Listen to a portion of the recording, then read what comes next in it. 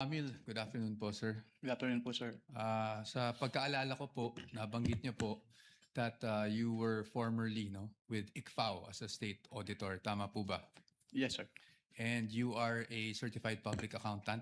Tama po ba? Yes, sir. You're also a lawyer, correct? Yes, sir. You passed the bar in 2022. 2023 po. 2023. Okay, I stand corrected. And Mr. Wamil, you also testified yesterday during your direct examination that you were part of the team that audited the OVP and DepEd confidential funds. Is that correct? Hindi po team kasi ako lang po yung nag-evaluate ng documents.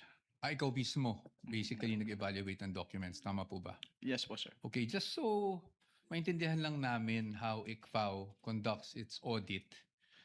Yung mga auditors po ba, do they go to the field and observe itong mga confidential operations in person or? Since what we do po is compliance audit, we base our audit on the documents being submitted to the ICFAO. Okay. And do you get special training as auditors pagdating sa how confidential or intelligence operations are conducted? We base po our observations on the provisions naman po ng Joint Circular 2015-01. Okay. So, basically what you're saying is you base your audit on the documents submitted to you, not just by DepEd or OVP, but by any other government agency. Ganyan sa ICFAO. Based on the documents if they are compliant with the requirements of the Joint Circular 2015-01. Correct. Thank you.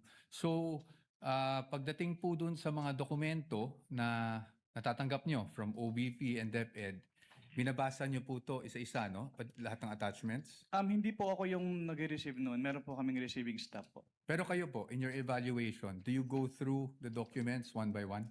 Yes po. I evaluate po if they are compliant with the requirements of the Joint Circular. Okay. Now, when you evaluated these documents, nakita niyo po ba doon kung sino ang nag-approve ng grant ng confidential funds for OVP for the fourth quarter of 2022?